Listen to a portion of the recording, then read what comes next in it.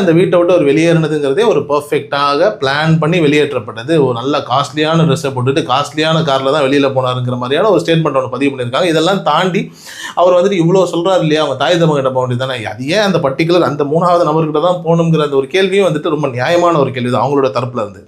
ஆனால் பொதுவாக வந்துட்டு ஒரு ஆணினுடைய பார்வையில் அவன் வந்துட்டு இத்தனை வருஷமாக வந்துட்டு அவங்க அப்பா அம்மாவை தள்ளி வச்சிருக்கலாம், இல்லை ஏதாவது ஒரு நிலைகளில் வந்துட்டு கொஞ்சம் விலகி இருக்கும்போது ஏதாவது ஒரு சிக்கல் நடக்கும்போது முதல்ல வந்துட்டு போய் அரவணைப்பான ஒரு நிலையை தேடுறதுங்கிறது வந்துட்டு தாய் தகப்பனை தாண்டி நண்பர்களை தான் தேடுவாங்க.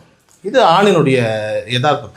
ஒரு பெண் ஏதாவது ஒரு சிக்கல் அப்படின்னா முதல் வந்துட்டு மேபி அவங்க தாய்கிட்ட போகலாம், இல்லை தந்தை கிட்ட போகலாம். பட் ஆண் முதல்ல எந்த பிரச்சனையாக இருந்தாலும் ஃபஸ்ட்டு வந்துட்டு அவனுடைய நண்பர்களை நோக்கி தான் பயணிப்பான்.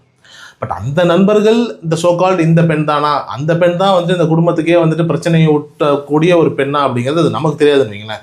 ஸோ அந்த இடத்துக்குள்ளே நம்ம போக முடியாது.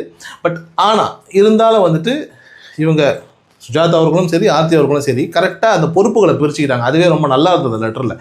அதாவது எப்படின்னா, காசு பண விஷயத்தெல்லாம் நான் பார்த்துக்கிறேன், அதில் வந்துட்டு என்னென்ன செலவாச்சுங்கிறத நான் சொல்லிக்கிறேன்ற மாதிரி அவங்க எடுத்துக்கிட்டாங்க மாமியார் அவர்கள். மனைவி வந்துட்டு ரொம்ப அழகாக வந்துட்டு பர்சனலாக இருக்கக்கூடிய சில விஷயங்கள், அதாவது வந்துட்டு அவர் வந்து பர்ஃபெக்டான ஒரு ஹஸ்பண்டாக வாழலை, அவர் வந்துட்டு சில சிக்கல்கள், சில தவறுகள், பர்சனலான விஷயங்களுக்குள்ளே சிலது பண்ணியிருக்காருங்கிற அந்த ஒரு யுக்தியை மட்டும் இவங்க எடுத்துக்கிட்டாங்க.